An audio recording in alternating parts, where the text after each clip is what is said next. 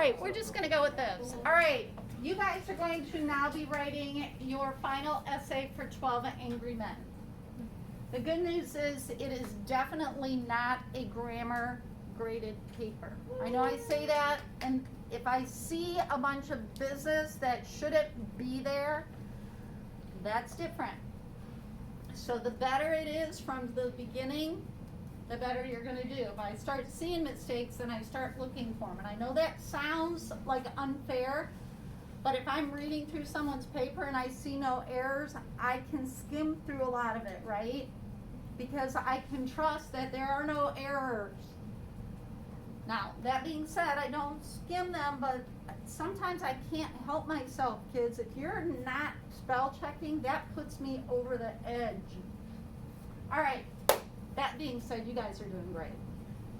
Like, in general, this whole class is doing great. So, I'm giving you some different documents. Those of you in class, Samantha, can you get some hand sanitizer off my desk and give one of these to each of your peers? But I want to go over this, and I did you a big favor today, which I was pretty impressed with, so. Here is your prompt. So this is the yellow part is what you're either going to write or type depending on which planning graphic organizer you choose. During the course of the deliberation in 12 Angry Men, one jury member, which was number what? 8. You can't write about him other than to reference him. He is off the table. He succeeds in convincing all the other jury members to change their verdicts regarding the fate of the defendant. Choose 3 of the other jury members and write a 5-paragraph informational essay describing when, why, how, whatever information you have, they changed their minds. Make sure to present your subjects in sequential order to the best of your ability. So if the first one to change his mind was, what number? Was it 9? 9. And you're going to write about 9, he should be the first one you write about. Okay, so kind of look at who changed their mind first. And include specific details from the text. The drama PowerPoints, you have to reference it at least one time. That could be simply using a word that was presented to you in the drama PowerPoint, okay? And you have to reference the Bull episode that we watched in class. It is available to you on Google Classroom if you need to go back. But I know some of you were taking notes. They talked about circumstantial evidence. The voir dire process was used. Not that that's so relevant to the text, but I'm not saying you can't if you can make it work, okay? Use the rubric for tips on having an outstanding paper. All right. So I've given you this, the power of 3. You have to have 3 body paragraphs. You have to have 3 supporting details in each body paragraph, 1 quoted and 1 paraphrased. The other one is your choosing. Some of you still think this means you only need to have 2 citations. No, you still need 3. I'm just saying you have to have 1 of each. You have to make sure that you cite each supporting detail and that you go on to explain. When referencing, here's where you're going to love me. When referencing the PowerPoint or the Bull episode, make sure that you are only referencing information that's relative to the trial, to the text itself, the story, okay? Do not discuss specifics of other trials. You just have to somehow embed that information. Does that make sense? So if in the trial of the story they talk about circumstantial evidence or something about a witness, and you're going to pull that information from somewhere else, you can do that. But don't go off on a tangent about something that has nothing to do with this text. Does that make sense? Okay? All right. And the citations I created for you. So you can actually pull this up because you have a copy of it. and you can actually create a works cited page using this. However, what would you take off if it was your works cited? What doesn't go on the actual works cited page? The in-text citations, I gave them to you so you can use them, okay? Happy Educator, you don't need, that's the PowerPoint. You do not need a page number or a slide number for that, just put Happy Educator. McGraw is the Season of Bull. There's not a page for that either, so I guess we would just do this, right? I can't think of how we could specify that. We're not gonna put a timestamp on it. At least we're not at this time. And then this is your text itself. So what I'm saying is, this is what goes in parentheses for this one. This, oops, this one's different because of the ampersand there. Hold on.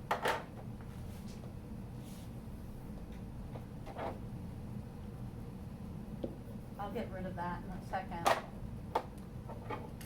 This one looks different, so you have McGraw, but you have the ampersand, so you have to use that. And there is rows. You will need the page number for the text, okay? So, you need to pick 3 people, and you need to have 3 pieces of evidence. Now, interestingly enough, this is the way I would handle it. Let's say I picked juror number 10 or 3. You were 10? 10. Let's say I picked juror number 10. I would always start with how that juror presented himself at the beginning of the story. Okay, don't jump right into why he changed, but also don't spend a whole lot of time telling me about his backstory. Give me a sentence or 2 about who he is, where he stood at the beginning, and then tell me his story. Now, for juror number 10, he argued up until the last second, right? So in the end, he simply changed because he was just done.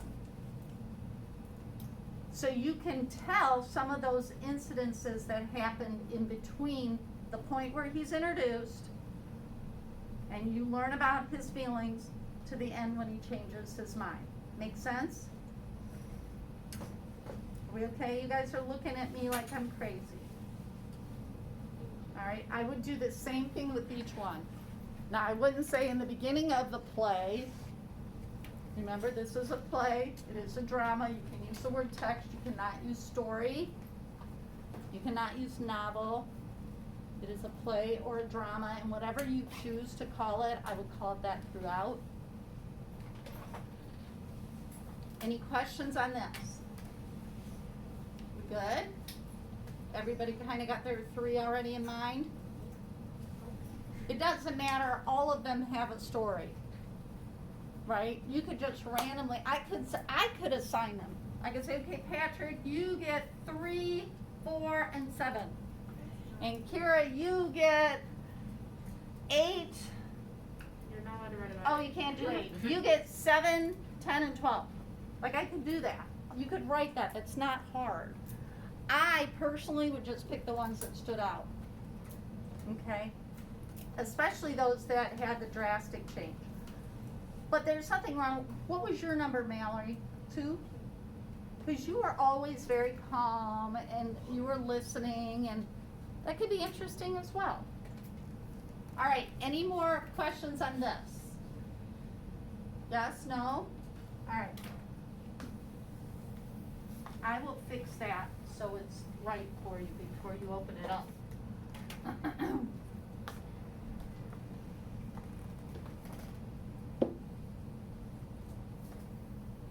You know what to do with your prompt. Let's just real quick go over what happens here. What are we talking about? A verdict? Anything else we could put in there? I can't hear you. Change. Right? I don't care which one you use. So let's say you put change in here.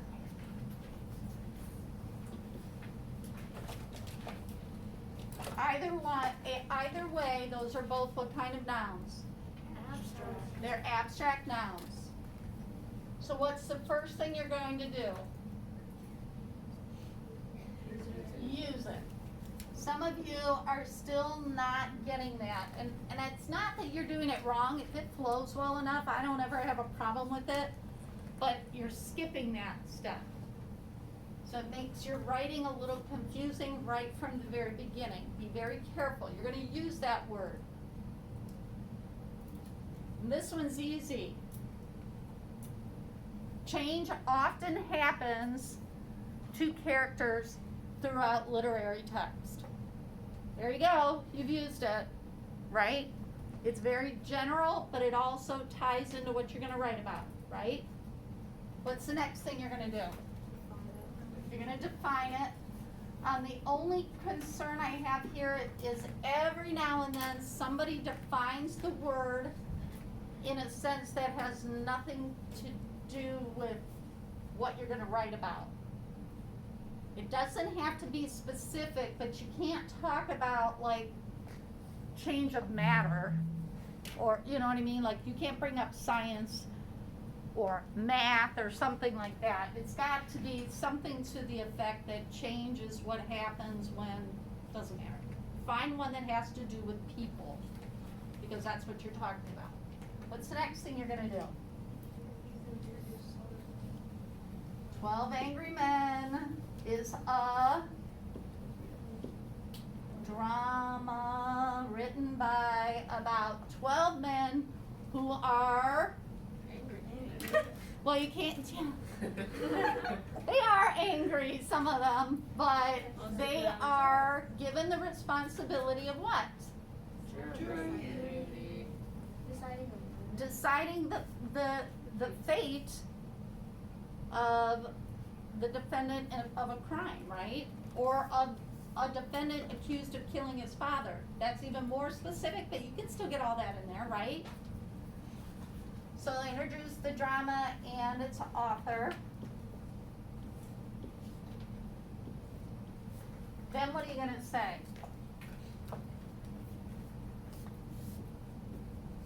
What happens in this next sentence? Nobody knows? What happens throughout this drama?